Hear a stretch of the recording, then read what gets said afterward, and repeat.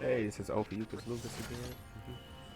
Do another pod, another show for Apex Legends. Interesting thing about this game is the aim is difficult. But I'm probably gonna change the controls so I can aim better. Shouldn't be that difficult to change it, but playing like this, where it's so easy to wiggle around, it's an annoyance. Maybe we should let my train.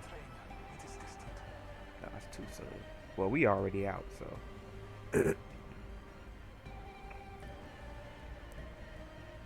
Okay. Ain't saying I'm gonna be doing that.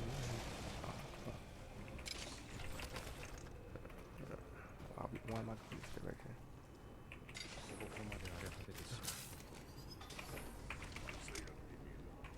Are we getting off? Or are we staying on? Staying on.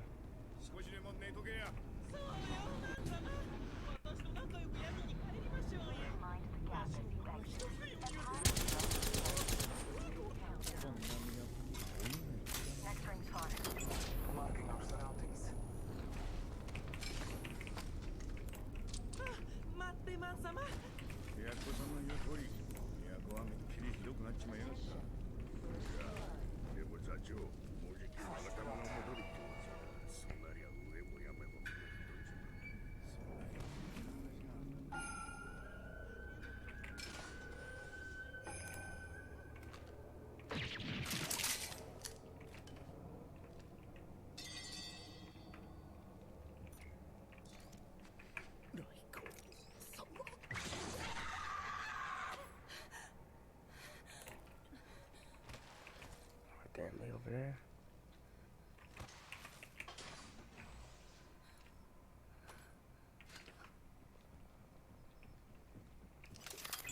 Bless me with sight.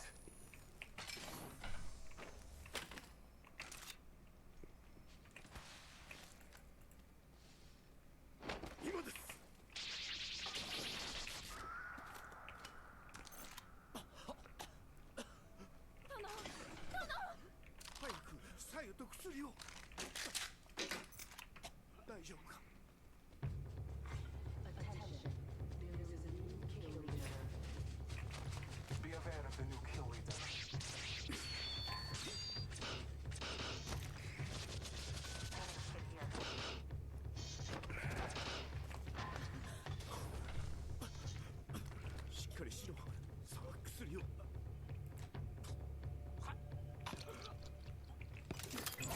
Bless me with sight. Shot a cargo box. Oh, okay. Ring is not close.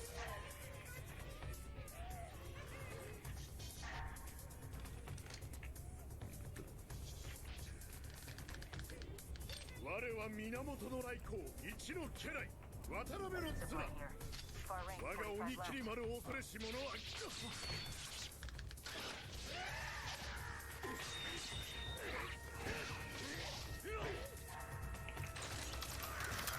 Marking our surroundings.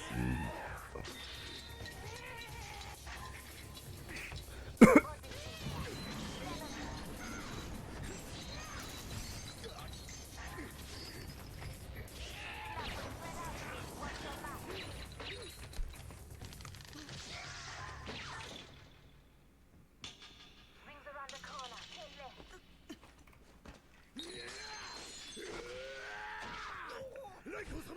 大丈夫だ。 Coming in.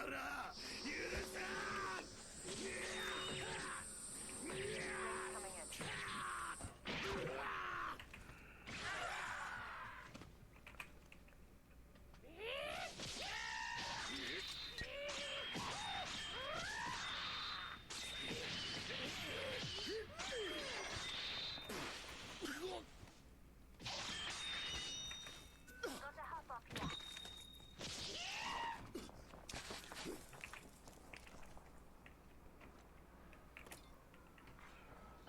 Be aware of the new kill leader. Body shield here. Level 2. Heads up. The package coming in.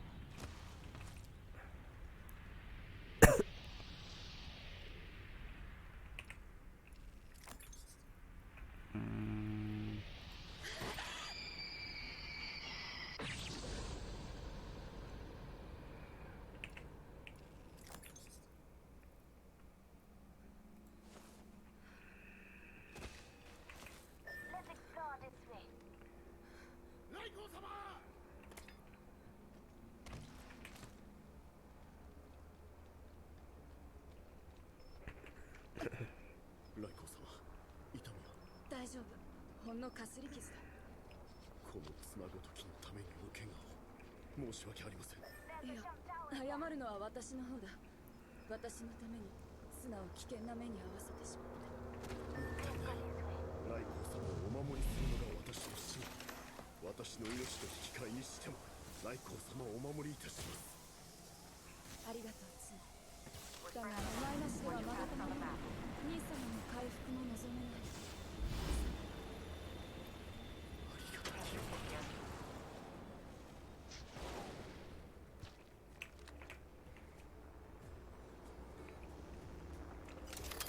Scanning the area. Oh, what the fuck?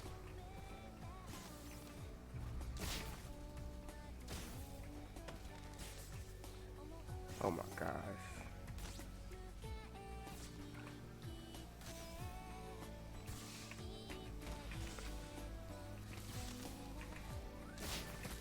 Healthy spots remain.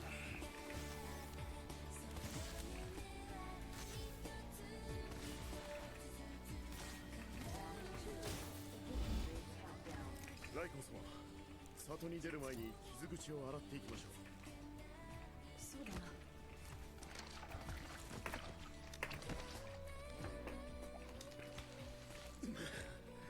気持ちいいですな。 Taking a い moment つ to まで heal. 続くのだろうか、この戦い。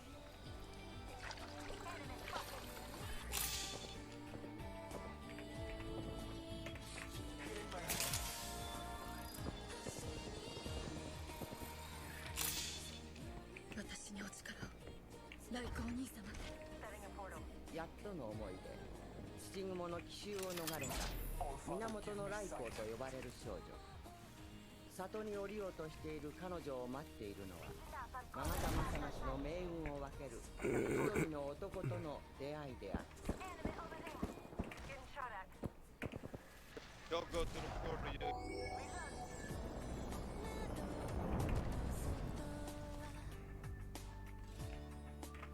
I bathe in the glow.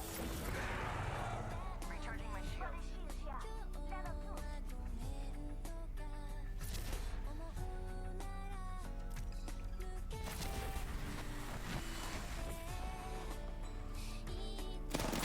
What the fuck was over here?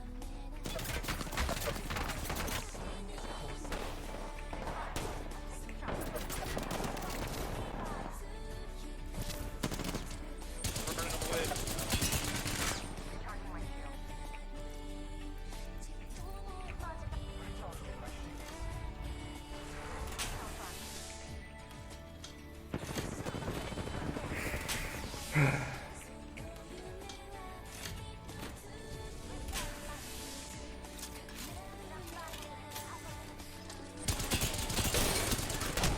What? Oh my god.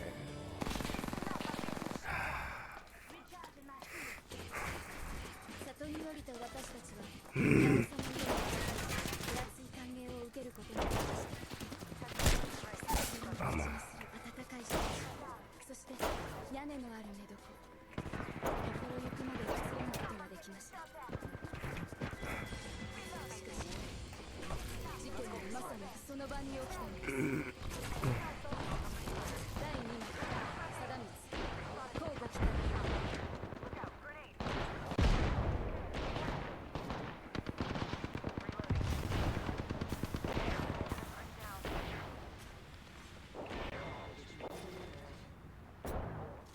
Looks like a care package is coming in. Big things in that.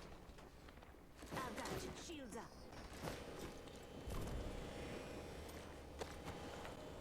It was over time.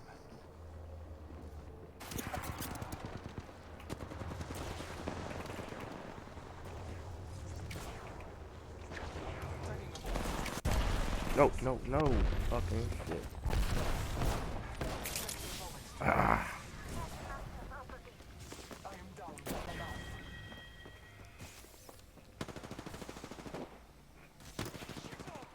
Reloading. Yeah, we did. Myself up a bit.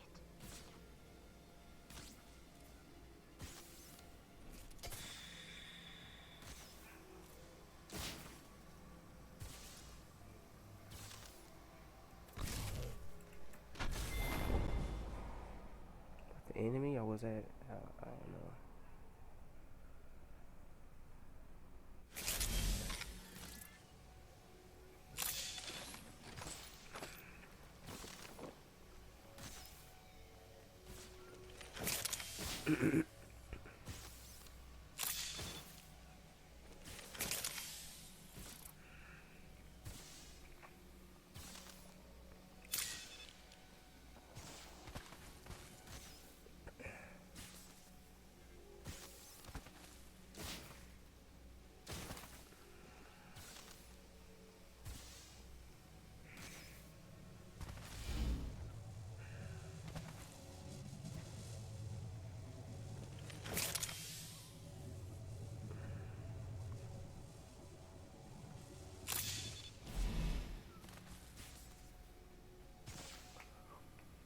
Wow.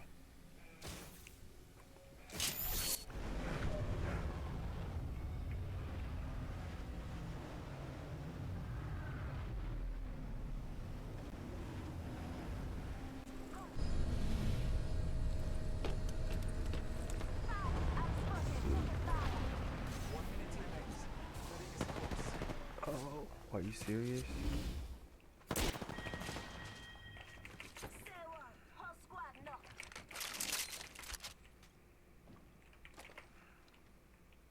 Less than 1 minute. The ring is not far.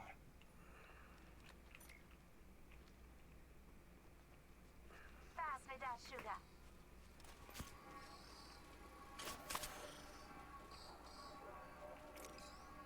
Seconds, rings close.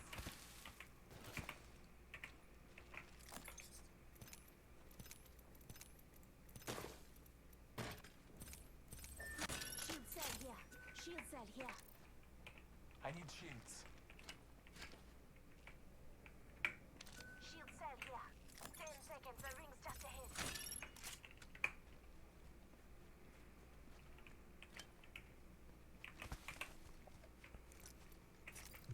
Recharging my shields.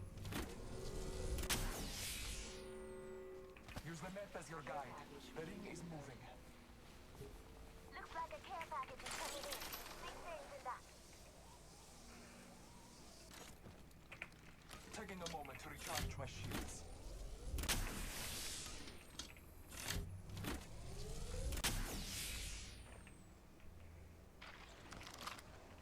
Let's explore this way.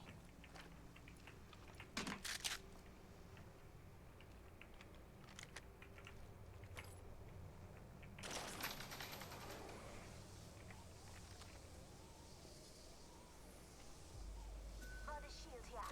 Level 1. One squad remains. Round 4.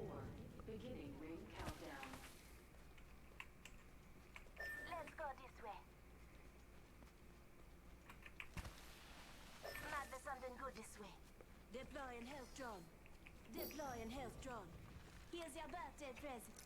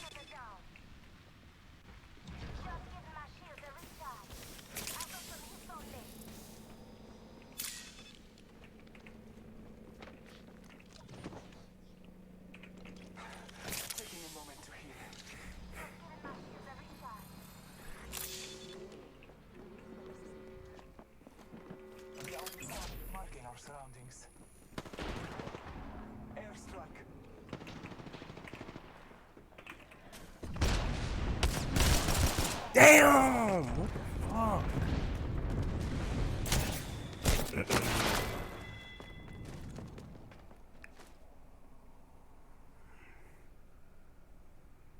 I don't understand. I be moving.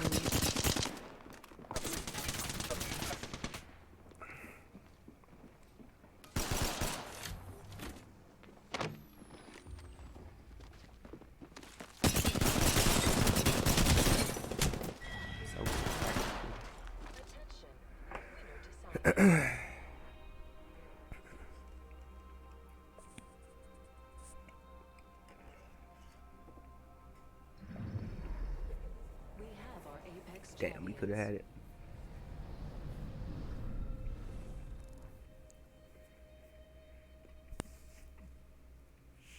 Right, she the only one carrying the team.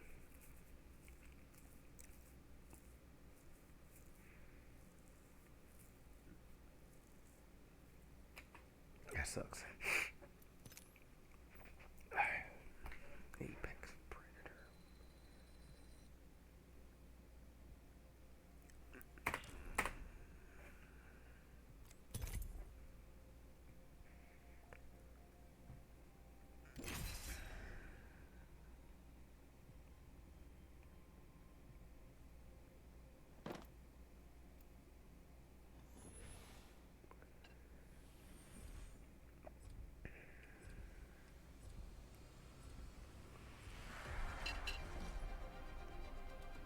Oh, he picked him. Of course. Our path is made today. I'm always watching. Oh, man.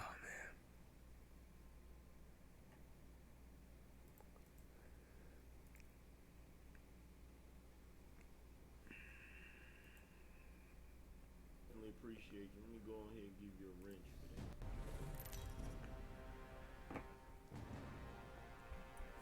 One kill is this guy. I do not know how to use crypto. 4 more people. One. Not at all.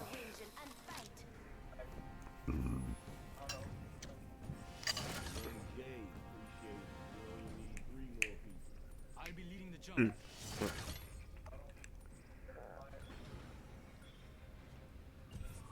I'm thinking we should land like some How over about there. here?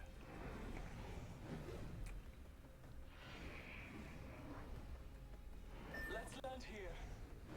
Or, okay, Get prepared. We're going in. let's see what happens. This is always a good place to land because you have these little homes, little mobile homes, or whatever you call them. Oh damn! I can't take that, obviously. Alright. Battling the enemy. I ain't got no guns. Bird, appreciate I it. downed the hostile. Reloading. We only need 2 more people. Beginning 2 more ring people. countdown. 2 more people. Hit the links in the chat room. Y'all already know how we do. Good work taking out the champion. First blood. Taking damage, friends. I'm gonna try to Well power done, through the friends. rest of this article, Firing. man. Enemy down. This shit is egregious and I disgusting. am taking fire. Contact with target. This shit is fucking disgusting, man.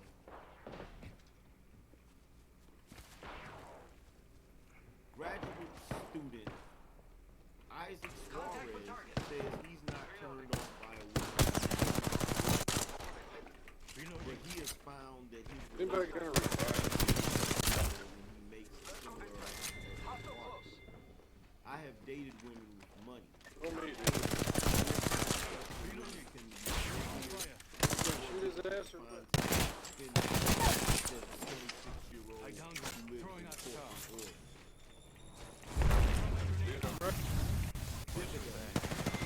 Shit. Fuck. God damn, you suck. Struggling financially. Still, given the circumstances, he had to devise a plan B for her future. If Mr. Bishop doesn't come along soon, he may just Damn it. with some lady friends at a professional level. Have at it. You can be a bunch of fucking cat ladies. Maybe in a few years, We'll move in together, she says. They're successful and I like it. Oh my God. Oh, just one?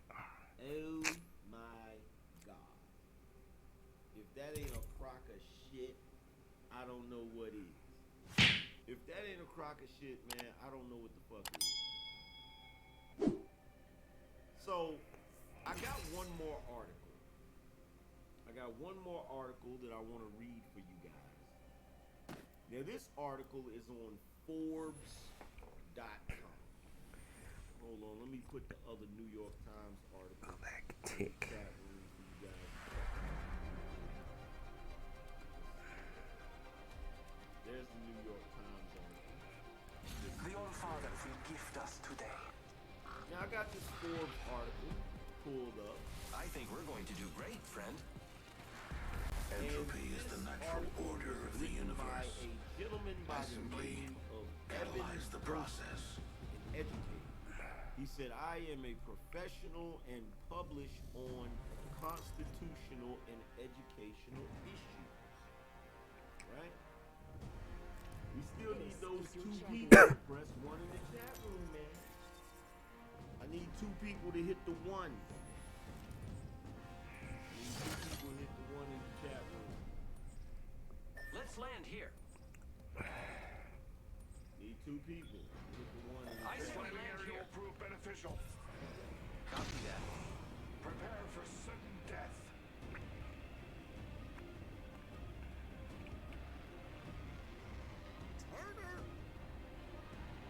Need 2 people to hit the 1 in the chat room. 2. 2 people.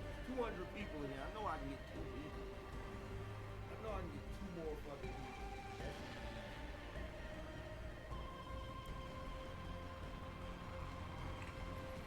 I know I can get 2 more people.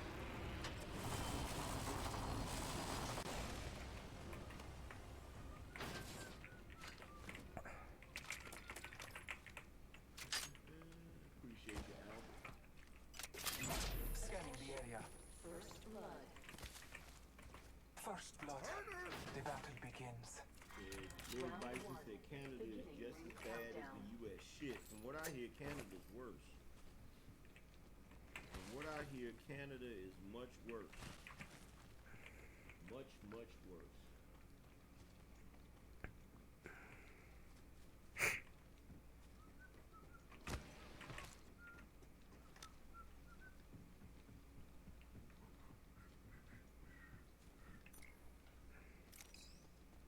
Need those 2 more people. One in Scanning the the chat area.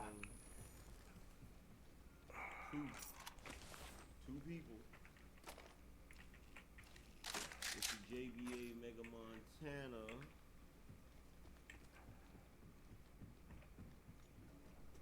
What did you go through, JVA?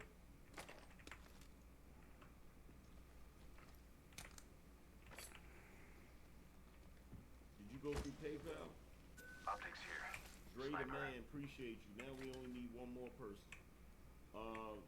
You went through PayPal, okay. Mozambique here. Your initials JA?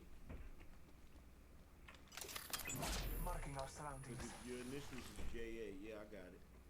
Marzell Hall, appreciate you, man. If your initials are JA, yeah, I definitely got it. Yeah, I got it, fam. Appreciate you, bro. I put it up there as JA because I didn't want to put your government out. New kill leader appointed. Careful. New kill leader. Yeah, fact. I know what I'll do.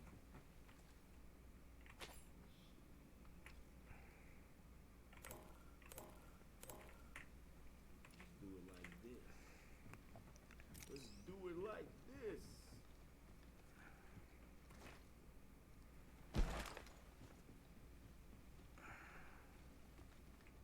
Until a nearby ring. Marking our surroundings.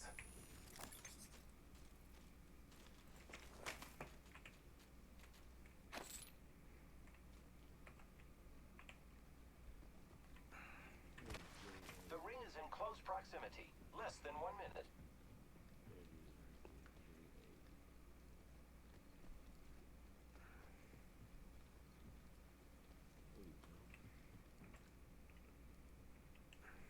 Only 30 seconds remain. The ring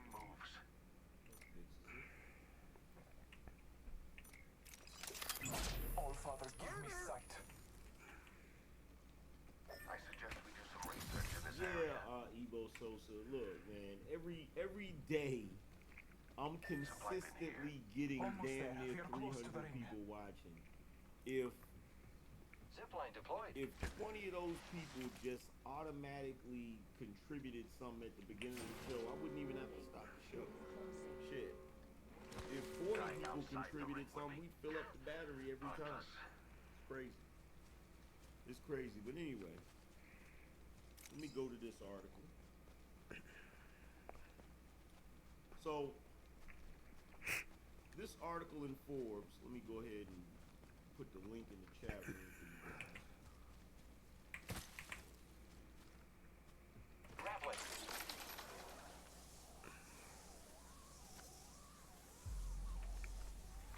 Calling upon nature's strength. It says dispelling myths about Spitfire the here. gender pay gap.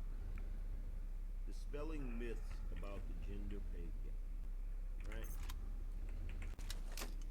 Marcel, appreciate you. Grappling.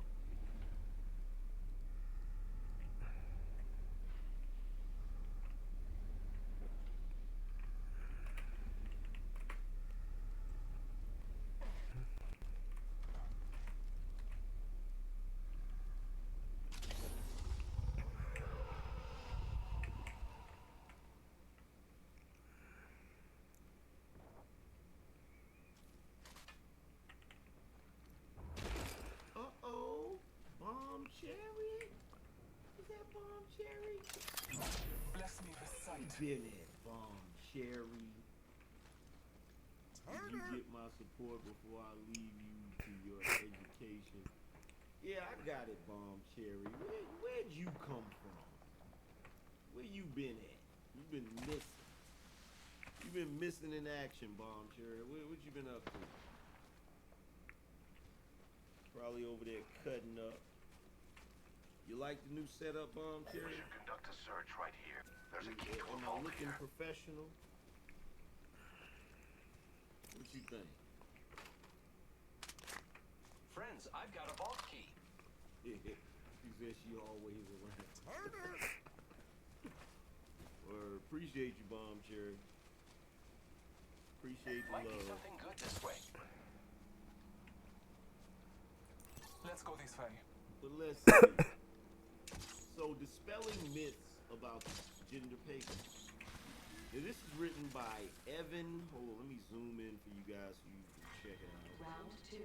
Beginning ring countdown. This is written by Evan Gerstmann, educator. He says, I am a professional and publish on constitutional and educational issues. Standard stock here. Level 2. Let's see what he says. What really accounts for the higher pay for men? A federal judge has dismissed a lawsuit that Professor Jennifer Freud filed against the University of Oregon for alleged gender-based pay Zipline discrimination. deployed. While it is widely reported that women face a pay gap when compared to men, this lawsuit is a good example of how misleading that claim is. These unsupported claims, along with such claims as women receive One-half of the smaller squads remain. first-time research grants than their male colleagues, are not in the best interest of women or men. It is obviously discouraged for women to be told that they will be paid less simply because of their gender, and it disparages men to say that they haven't really earned their salaries or grants. These things are not true even though they are endlessly repeated. I have a subject in view. Right here. Mom Cherry said, you doing it, sweetie. Appreciate you. He says this post will start with the specifics of Professor Freud's lawsuit and then discuss the research more generally. Freud is a very distinguished professor of psychology at the University of Oregon and is widely published in her field. By coincidence, a recent post of mine cites some of her research. As befits a professor of her stature, she is well paid by her university. The The federal decision dismissing her claim notes Watch out for that the new she kill is leader, friend. compensated at a higher rate than the majority of professors in University of Oregon's College of Arts and Sciences. I told you. And that she is the 16th highest paid facility member, faculty member in her department of 90 professors. So out of 90 professors, she's 16th on the pay scale. Right? I am taking fire, Nonetheless, friends. Professor Freud claims she is the victim of gender discrimination and cites as evidence that 4 of her male psychology colleagues are paid more than she is. The reason that her claim has been dismissed by the court is that all of these men have quite different responsibilities than she does. One of them also serves as the director of the psychology department. Another Damn. for translational neuroscience, of which he is current co-director. That professor's salary is offset by Harvard University because he performs work for Harvard. I don't understand how I got A role 10. for which he reports I got to that 10 university damage. directly. Another is the chair of the department. The 4th male professor was externally appointed to the Center on Diversity and Community as an interim director, a university-wide role. The court lists several more reasons that the 4 particular men to whom Professor Freud compares herself have significantly different job responsibilities than she does. Apart from the differences in job responsibilities, the university found that Professor Freud's colleagues had received retention raises, meaning that they have received attractive enough offers from other schools that the University of Oregon had to raise their pay to retain them. Professor Freud had never sought a retention raise. Interestingly, her prior employer, Cornell University, did offer her a retention raise, but she turned that money down to go to Oregon. What about the bigger picture? There are many media... Let's make a choice. Land here.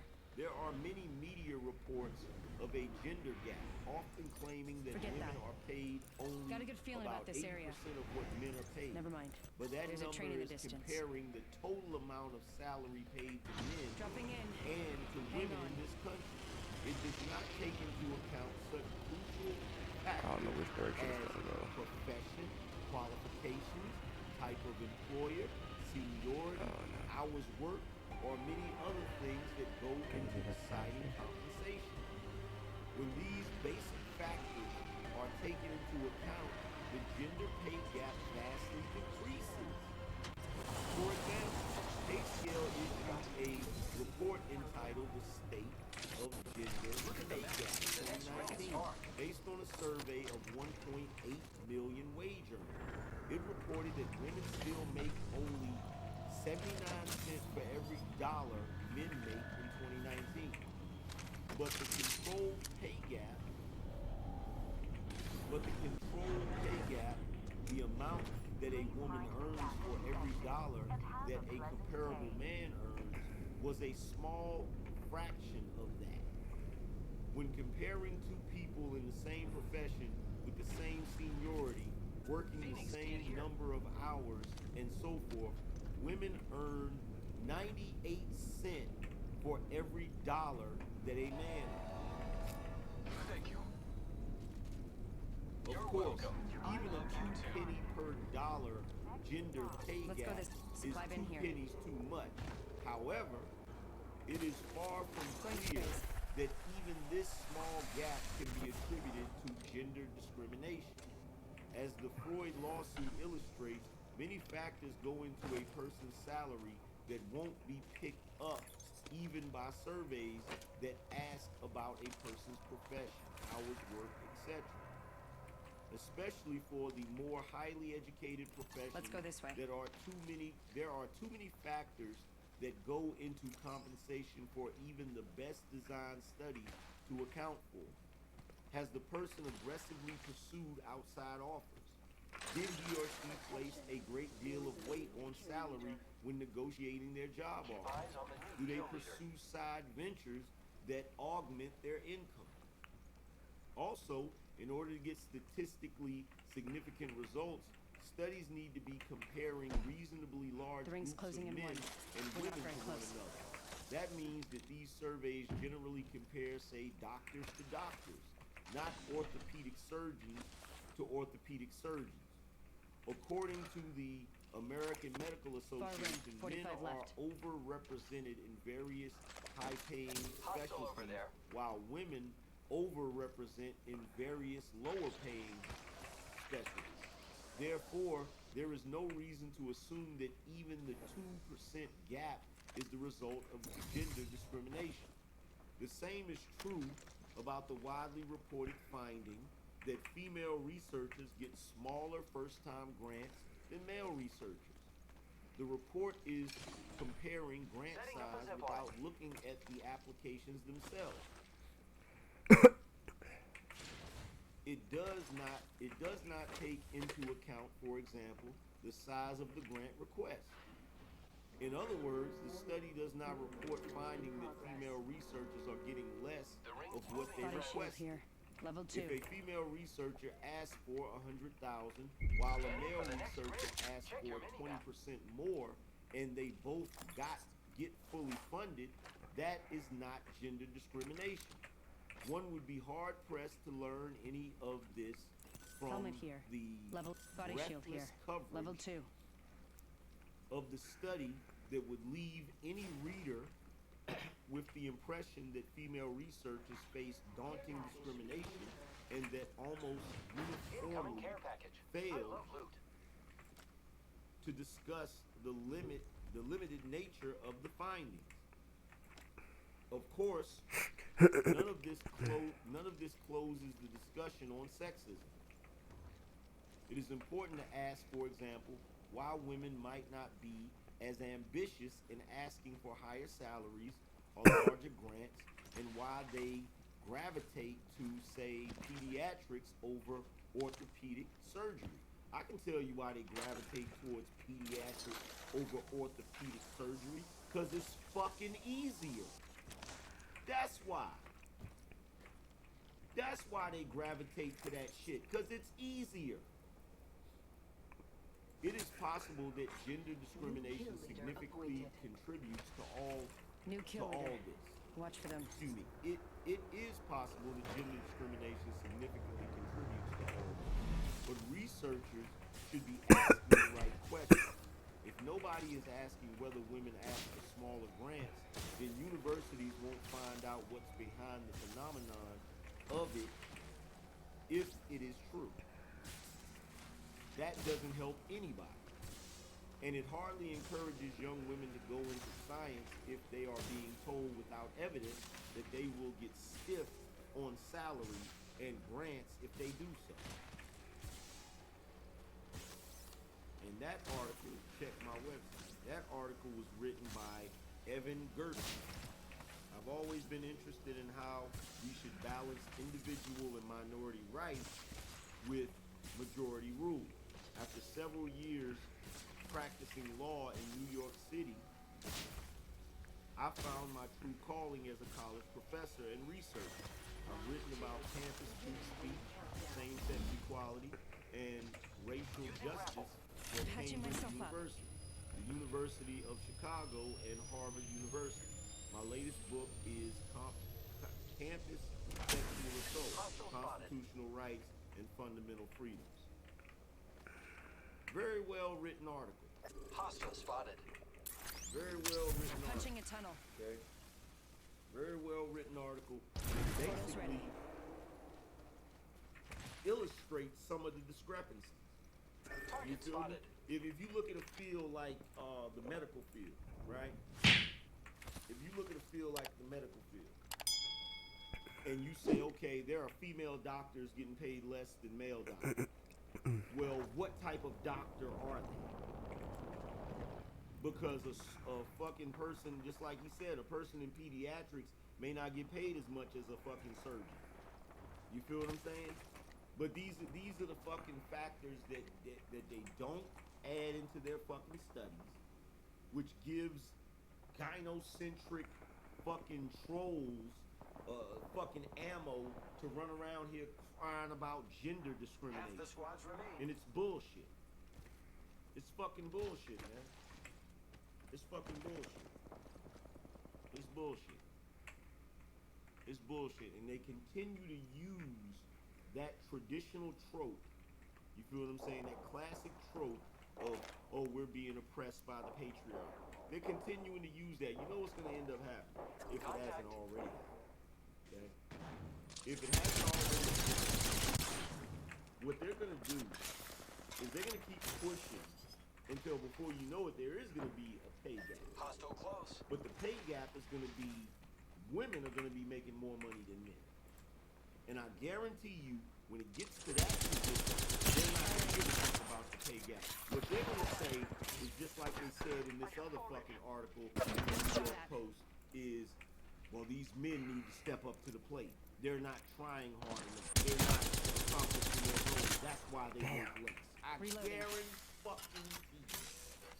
I guarantee you. If we get to the point where there's a business bitched and moaned until they fucking got more fucking money. Good, we're inside. They're gonna turn around and look at men who make shots. less money. If men start to complain about the shit and say, yeah, there's a gender pay gap. Yeah, I'm being discriminated against because I'm a man. They're gonna turn around and say, well, no, you're not. You're not making as much money, so you're not as accomplished. You're not trying hard enough. I mean, have we ever thought about that? Have we ever weighed that into the fact that maybe some of these women make less because they're not as accomplished? Maybe they don't have the same position. Maybe they don't work as many hours. They spotted me. I'm taking shots. Maybe they don't put in the same time and effort. Shooter, move. I have been down. Has anybody ever weighed that into?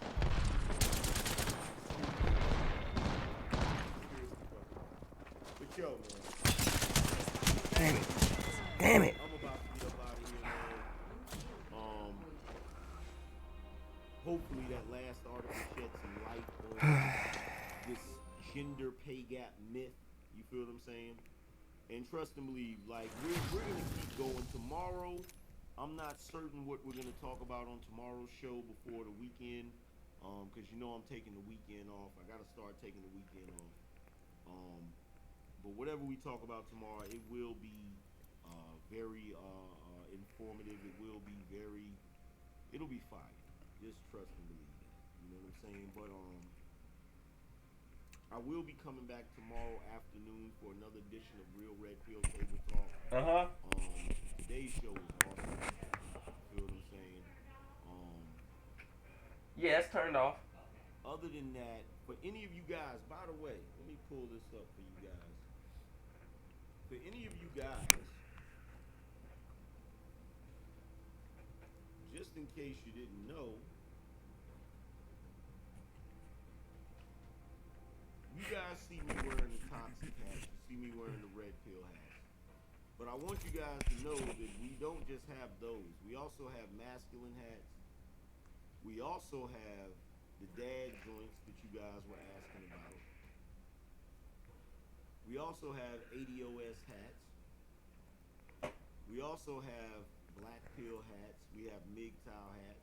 Just because it shows this color, that's not the only color. If you click on it, This is Ophiuchus Lucas again with another video, playing Apex. Of course, this shit is a learning experience for the most part. click on it.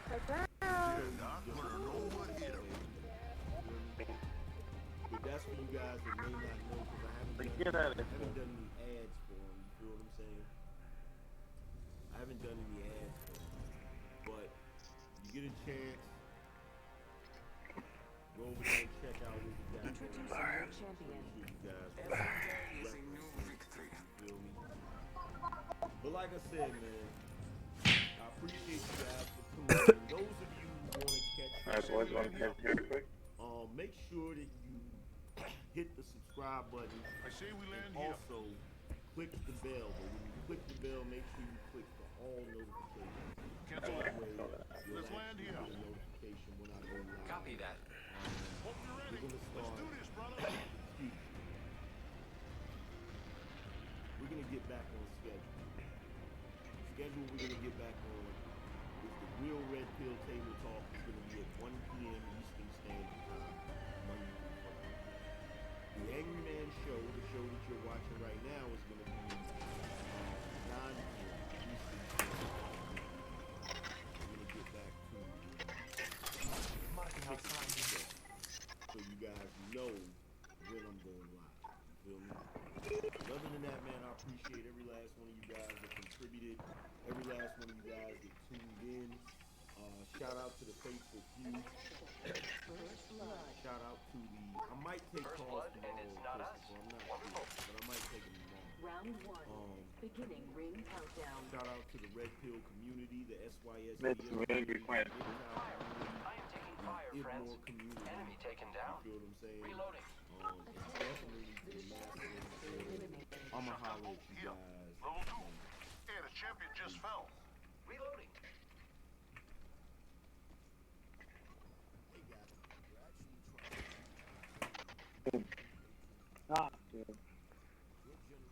Peacekeeper here.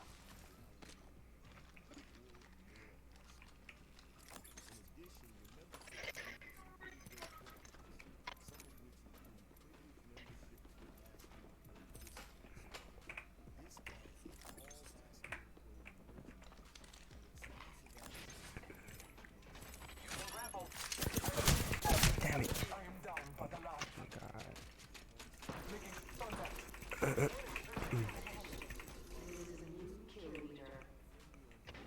Watch out for the new kill leader, friend.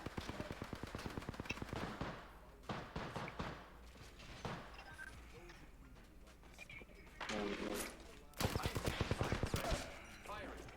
Enemy down.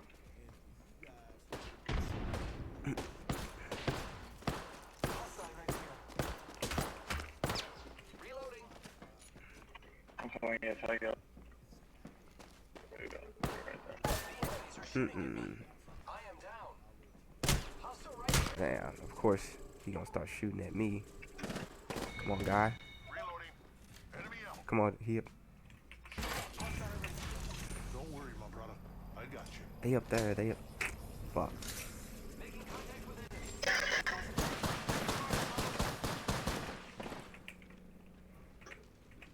Taking a moment to recharge my shields. One Fuck. Maybe I shouldn't have run away. Damn it! Fuck. I suck, man. I'm not good at this. Gosh.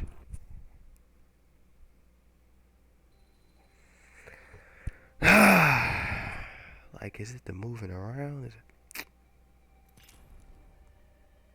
Okay, I'm about to do something. Change some stuff up. Settings. Let's see. Controller. Trigger dead zones. Look sensitivity. Make it low. Look sensitivity.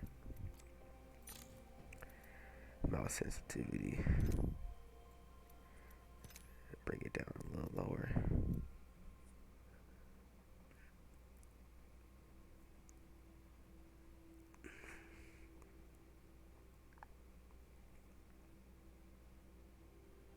T to talk, okay. Hold, I gotta hold T. Okay.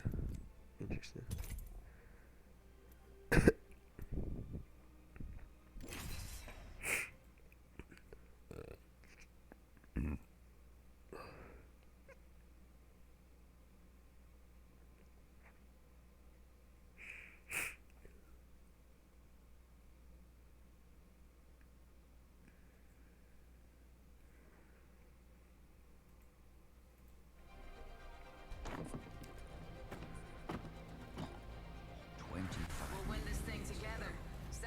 Trust nature, then trust. Throughout history, the occult has served as a foil to the societal norm of dogmatic religion and prescribed spiritualism. Often associated with primal worship, witchcraft, and ancient ritualistic practice, the occult is a word shrouded by a veil of secrecy that humanity has time and time again, through forbidden literature and lost arts, attempted to peel back. Hello horror fans, and once again welcome back to the Scariest channel on YouTube, Top 5 Scary Videos, the place where no stone is left unturned in the frightful world of horror fiction and fandom. As always, I'll be your spirit guide, Jack Finch, as today we curiously take a look at the top 5 terrifying occult mysteries. Roll the clip. How about the train? This might be a good place Train? to land. Granted, the world of the occult is a broad spectrum. What some of us may explain away as the act of a deranged mind, others would argue that there are more mysterious forces at play. The term Satanism is often bandied around as an explanation for these bizarre and often brutal acts, but some of them, well, they don't really have an explanation at all. Let's take a look, shall we? Kicking off at number 5, the Dyatlov Pass incident, which is perhaps one of the most unexplainable mysteries of the modern era as far as intention goes. Granted, I will admit that the Dyatlov Pass incident may not necessarily be explained by an act of the occult, the most likely explanation being a logical yet tragically coincidental accident, but you've got to admit, the red flags are there. On January 25th, 1959, 9 Russian students set out on a journey across the Otorten mountain range, nestled deep in the northern Urals. They would never be seen alive again. Their tent was originally found by a search party after they'd been missing for over a month. It was found on the uppermost slope of Kholat Syakhl, or Mountain of the Dead, in the native language of northern Siberia. All 9 of the students were seasoned hikers and skiers, yet the scene told a different story. Their bodies were found scattered in various bizarre spots around the tent's location. Some of them had burrowed up to 15 feet beneath the snow.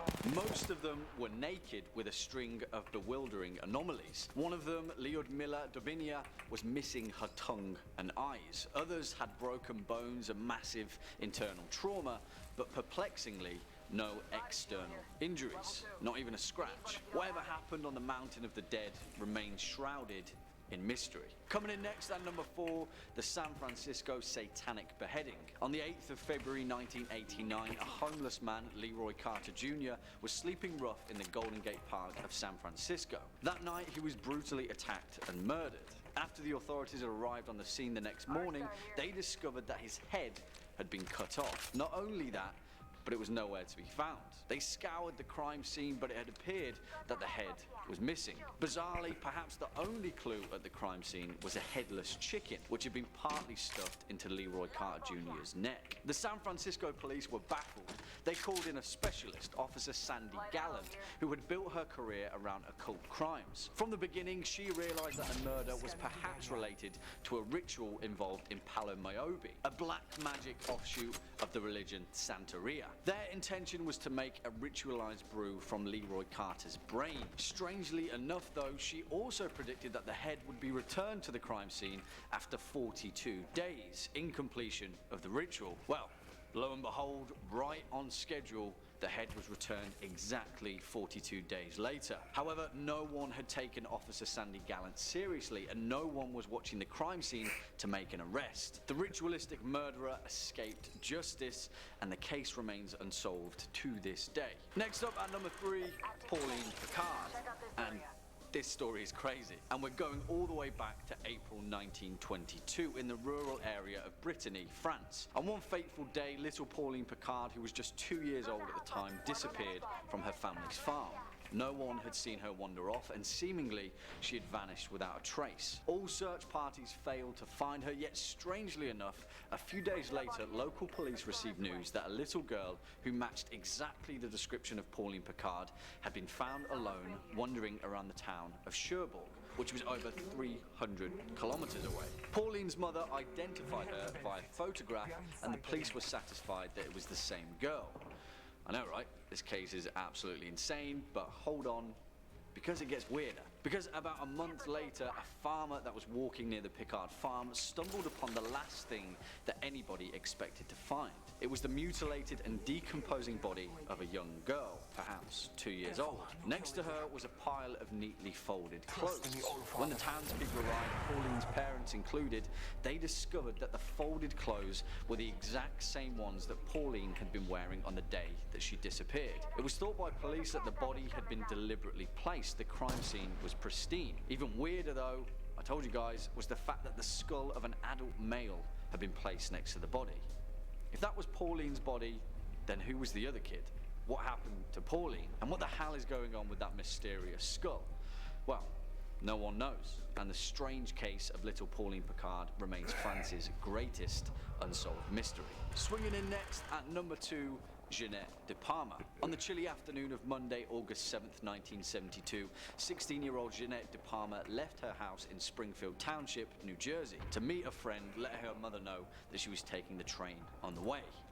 She was never seen alive again. After her disappearance, her parents filed a missing person report with the Springfield police, but the case went cold. That is until 6 weeks later, on September 19th, when the skeletal remains of Jeanette De Palma were found at the top of Springfield's Houdale Quarry. This is where things get weird and raises the question of a potential fault in the police investigation. According to several witnesses, her remains were surrounded by a pattern of strange occultist objects, adorned into a coffin-shaped parameter of wicker branches and small wooden makeshift symbols. It is claimed by some residents of Springfield that this pattern was in actual fact a pentagram.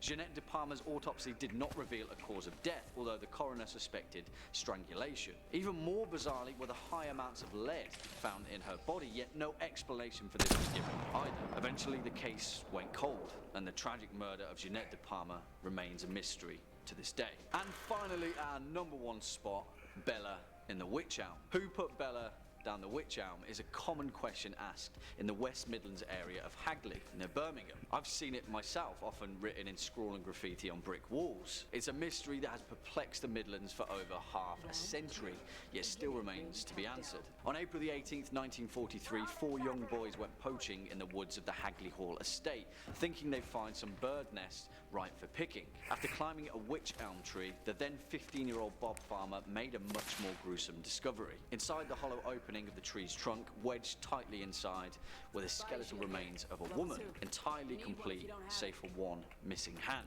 Police were dispatched to the scene and found it exactly as described. Later, buried near the tree, they found the woman's severed hand along with several items of clothing believed to belong to her. Locals dubbed her Bella, and rumours stirred of a witch's coven, black magic and occultist execution. Police investigation later discovered that the woman, who was believed to be between 35 and 40, had been placed into the tree's hollow while still warm, where she had remained hidden for at least 18 months. Nothing else is known about Bella and how she ended up in the Wych Elm, and it remains one of England's most terrifying occult mysteries. Well, there we have it, folks. Cheers for sticking around all the way to the end. What do you guys think? What mysteries keep you awake at night? Let us know your thoughts in the comment box down below. Before we depart though, let's read out some of your best comments from the past few days. First up, Mackenzie Shoup says, one of my favourite horror movies is Repo the Genetic Opera. And yes, Mackenzie Shoup, Repo is absolutely awesome. Who knew that Paris Hilton would end up in a Necro Merchant flick? Eh? Clay Talman says, hello Awesome Jack, was worried you'd make us listen to Taylor Swift. I would have had to unsubscribe for that. Well, Clay, my good buddy, you know I'd never make you listen to Taylor Swift, and only when it's wrapped up in an appropriate Cthulhu-based joke. Glad to see you still kicking around. Unfortunately, horror fans, that's all we've got time for in today's video. If you're a fan of this list, make sure to give us a thumbs up and hit that subscribe bell so you can stay updated with our latest and greatest uploads. As always, I've been your host, Jack Finch. You've been watching Top 5 Scary Videos, and until next time, you take it easy.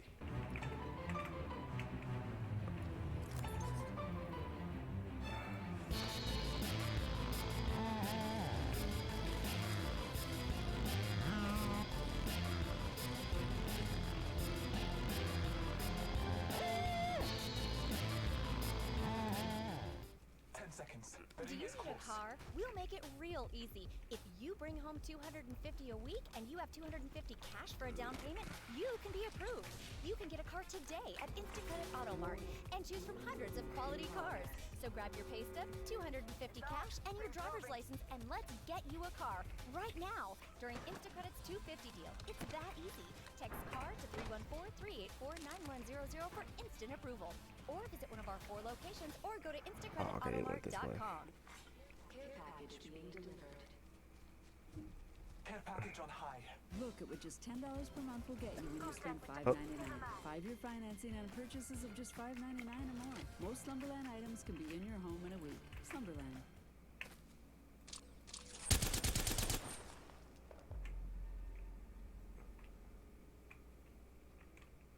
The role of the Knowledge Keeper has been integral to our civilization. Since ancient times, figures have emerged in society that beckon toward a more mysterious force at work, offering practices of lost arts that tug at the very fabric of our reality. Through history, they often appear as druids, court magicians, soothsayers, even alleged demonologists, and they have undeniably shaped the way that our civilization perceives the spiritual and the paranormal. Just a little precursor, guys, none of the figures that make this list are scary per se. Influential would be a better word, but hey, this channel's called Top 5 Scary Videos for a reason, am I right? What's going on, guys, and welcome back to Top 5 Scary Videos, the scariest channel on YouTube. As always, I'll be your humble host, Stack Finch, as we peer once again into the mysterious world of the occult and take a look at the top 5 scariest occultists through history. Roll the clip.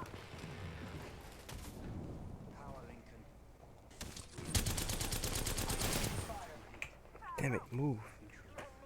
Before we dive into this video, horror fans, you know how it is. If you're a fan of this video, hit that thumbs up button and subscribe out and let us know your thoughts in the comment box down below. Make sure to stick around till the end where I'll be reading out some of your best comments from the past few days. Damn it! Damn it! Aleister Crowley.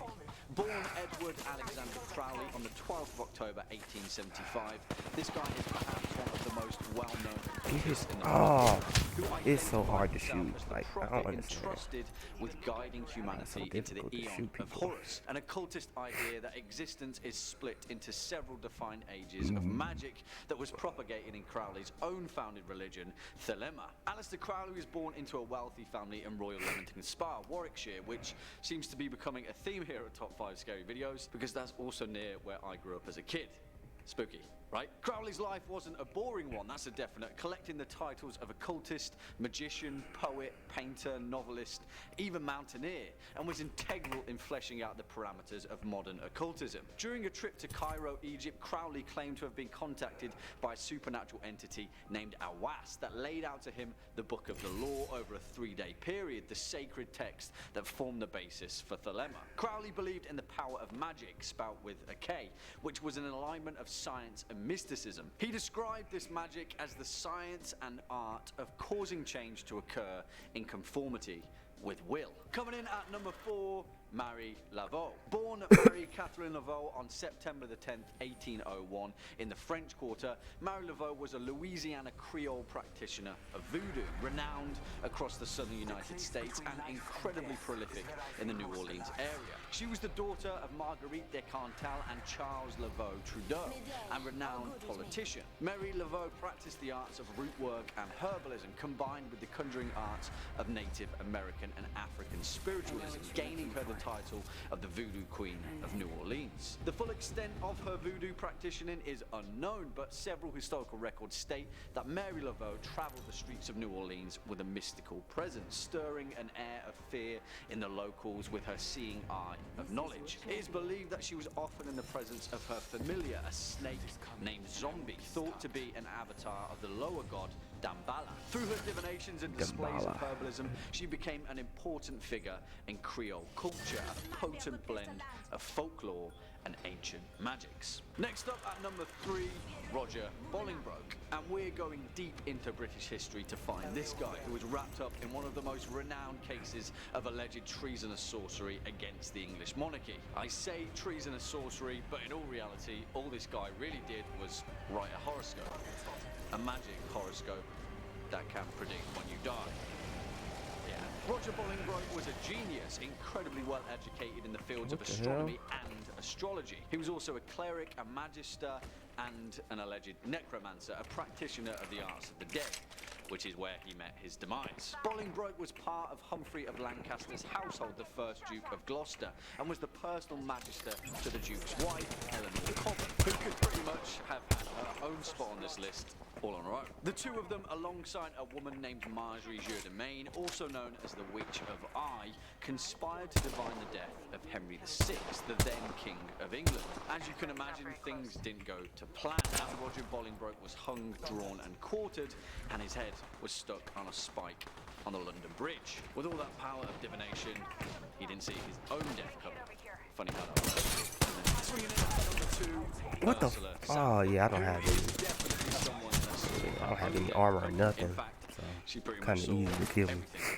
If you're to believe the power of Ursula's prophecy. Better known as Mother Shipton, Ursula Sappho was born in 1488 and died in 1561, although publication of her written prophecies didn't appear until 1641, 80 years after her reported death. You may already know the legend of Mother Shipton, an ancient woman who allegedly predicted 9/11 and the whole 2012 Mayan calendar thing, the majority of which is pure speculation and fakery from sensationalists. The real legend of Mother Shipton began in a cave in Knaresborough, Yorkshire, alongside the petrifying well, a natural phenomena that causes slow calcification. She was a soothsayer, a wise woman who practiced herbalist medicine, telling fortunes for travellers and writing her esoteric prophecies in scripture for the Yorkshire locals. It wasn't until the Great Fire of London in 1666 that society paid any heed to her, although throughout her life the northern region of Yorkshire had already cemented her power of divination into their folklore. After London had burned to a crisp, a few members of the royal can you hear me? noticed a stark coincidence. In a book that Hello? they read,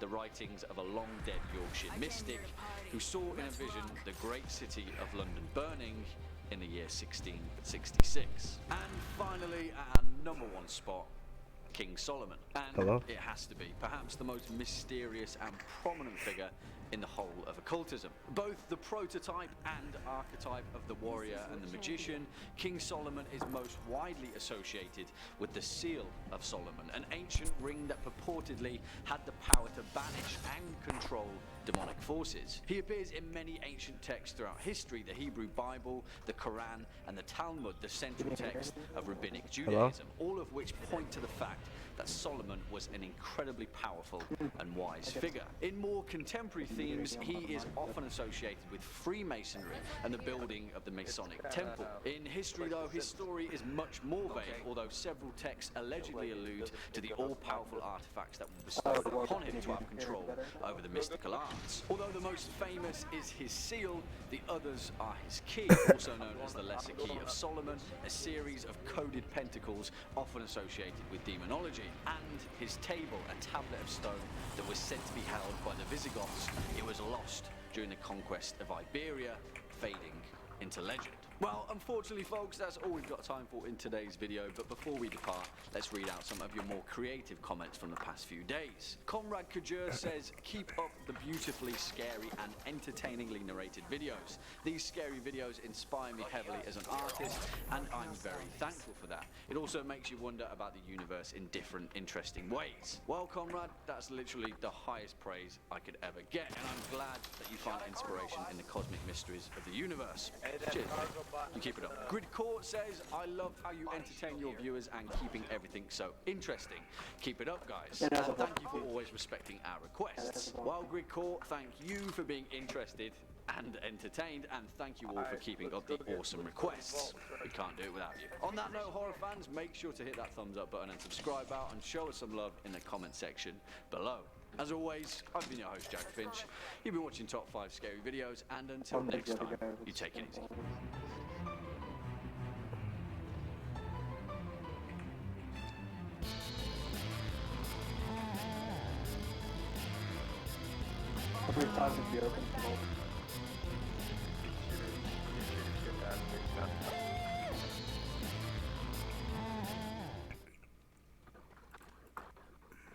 Body shield here. Level 3. You need one if you don't have it.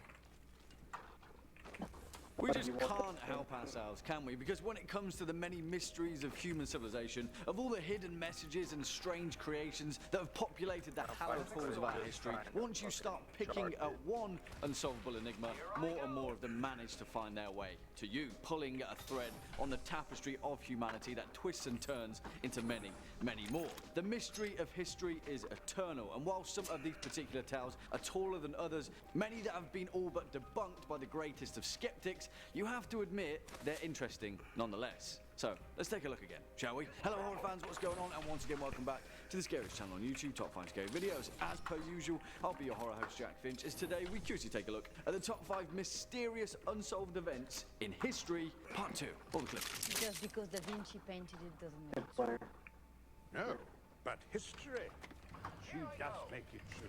For the curious amongst you, of course, that clip was from 2006's The Da Vinci Code, based upon the book of the same name by Dan Brown. Now, of course, is the definitive melting pot of so many conspiracy theories and alternate interpretations of history that it was merely a matter of time before we chose a clip to set the scene for this particular top 5 scary video. Also, Sir Ian McKellen, everyone. Any cinematic clip with him in it is already a pretty strong starting point, right? Kicking off at number 5, Coral Castle. And no, that is not my imitation of Rick Grimes trying to call his son a fortified structure. Sorry, that was a terrible joke. But the actual mystery of Coral Castle is equal parts true engineering enigma and equal parts perhaps the most American thing that you've ever heard of. Along the highways and byways of rural America, there are countless tourist attractions that litter the way. But one of them in particular may actually have a much more intriguing mystery than the rest. Just before 1920, a Latvian man named Edward Leedskalnin was jilted by his young bride just a day before their wedding, and so dejected and depressed, Edward left his home country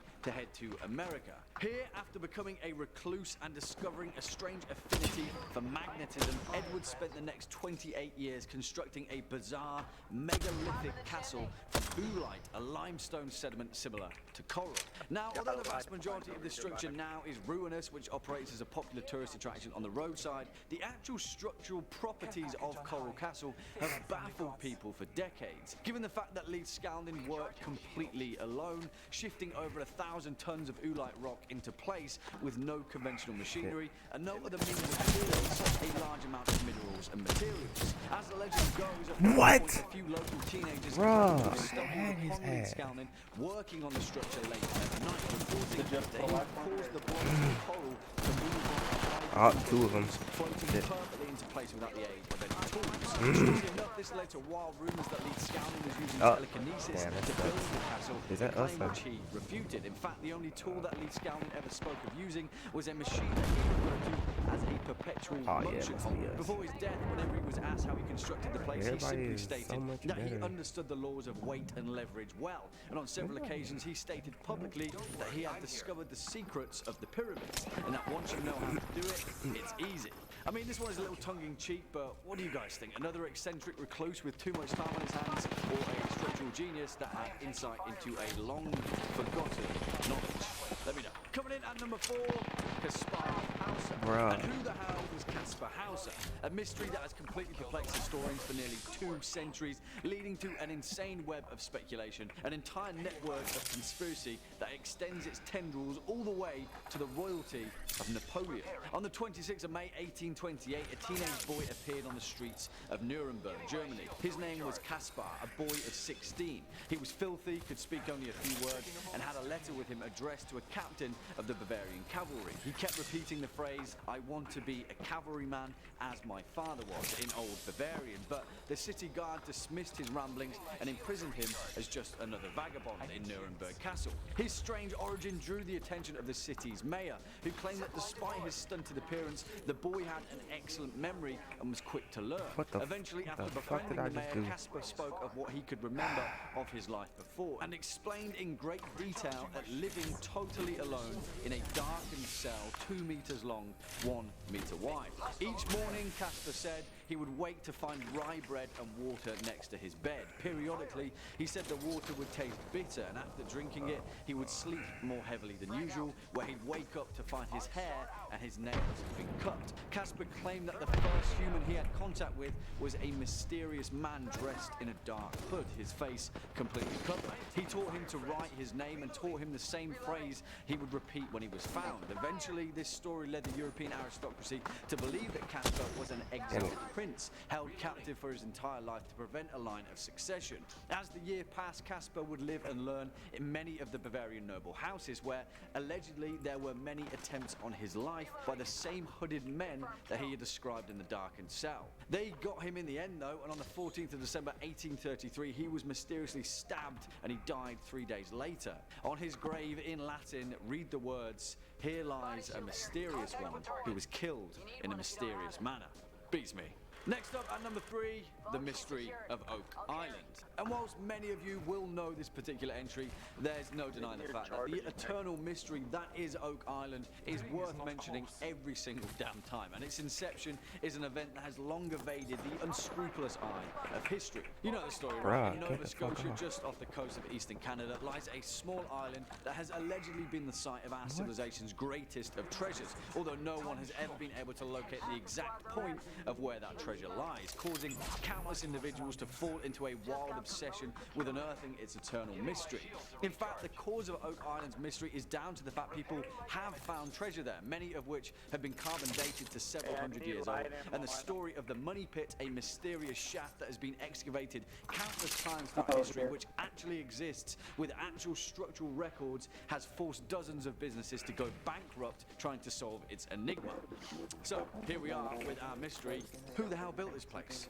Now, there are hundreds of theories as to who would have constructed such an intricate place to conceal their treasure, the most popular being Captain William Kidd, the pirate that sailed to North America in the late 1600s, burying his plunder there so no one else could find it. Another theory states that the pit was constructed to house none other than Mary Antoinette's jewels, who after the Parisian uprising at the Palace of Versailles gave her treasures to a lady-in-waiting, who then fled France and ended up in Nova Scotia, where, using her royal connections, contracted the French Navy to construct the Oak Island pit, making sure that the incredibly rare jewels of her queen would never be discovered.